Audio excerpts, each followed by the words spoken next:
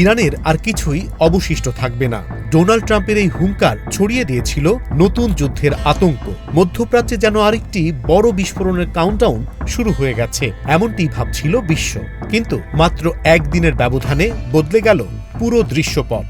যে ট্রাম্প ইরানকে ধ্বংসের হুমকি দিয়েছিলেন, সেই ট্রাম্পই এখন হামলা থেকে পিছিয়ে আসছেন। তাহলে কি সত্যি চাপের মুখে যুক্তরাষ্ট্র, নাকি এটি আরও বড় কোনো কৌশলের অংশ? নিজের সামাজিক যোগাযোগ মাধ্যমে ট্রাম্প লিখেছিলেন, ইরানের জন্য সময় দ্রুত ফুরিয়ে আসছে, খুব দ্রুত পদক্ষেপ নিতে হবে, নইলে আর কিছুই অবশিষ্ট থাকবে না। এটি ছিল সরাসরি সামরিক হুমকির মতো বার্তা। ওয়াশিংটন থেকে তেহরান উত্তেজনা পৌঁছে যায় চরমে। বিশ্লেষকরা তখন আশঙ্কা করছিলেন, যুক্তরাষ্ট্র হয়তো নতুন করে বড় সামরিক অভিযানের প্রস্তুতি নিচ্ছে। কিন্তু নাটকীয়ভাবে এখন ভিন্ন সুরে কথা বলছে ওয়াশিংটন। ইরানের তাসনিম নিউজ এজেন্সির তথ্য অনুযায়ী নতুন আলোচনায় যুক্তরাষ্ট্র ইরানের তেল বিক্রি নিষেধাজ্ঞা শিথিল করার ইঙ্গিত দিচ্ছে। অর্থাৎ যে আমেরিকা এতদিন অর্থনৈতিক অবরোধ দিয়ে তেহরানকে চাপে রাখতে চেয়েছিল, তারাই এখন সমঝোতার পথ খুঁজছে।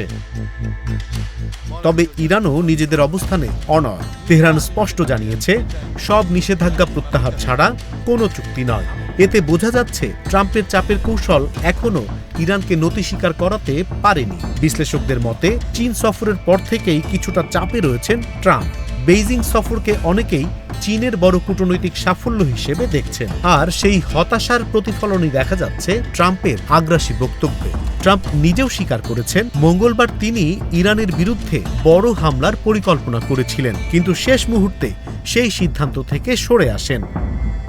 কারণ হিসেবে সামনে এসেছে উপসাগরীয় মিত্রদের চাপ। কাতার, সৌদি আরব ও সংযুক্ত আরব আমিরাত সবাই যুদ্ধ আরও বিস্তৃত হওয়ার আশঙ্কা থেকে ওয়াশিংটনকে সতর্ক করেছে।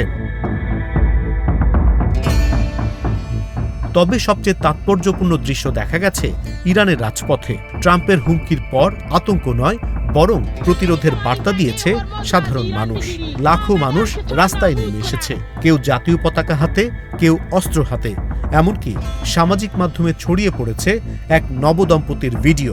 বিয়ের গাড়িতেও ছিল অস্ত্রের প্রদর্শন। বার্তাটা ছিল স্পষ্ট, আমরা ভয় পাই না।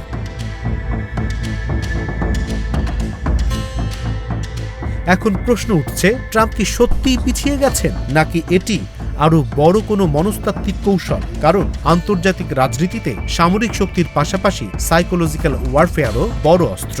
একের পর এক হুমকি, শক্তি প্রদর্শন, কূটনৈতিক চাপ, সব মিলিয়ে প্রতিপক্ষকে মানসিকভাবে দুর্বল করার কৌশল নতুন নয়। তাই আপাতত হামলা না হলেও মধ্যপ্রাচ্যের সংকট যে শেষ হয়ে গেছে তা বলার সুযোগ নেই।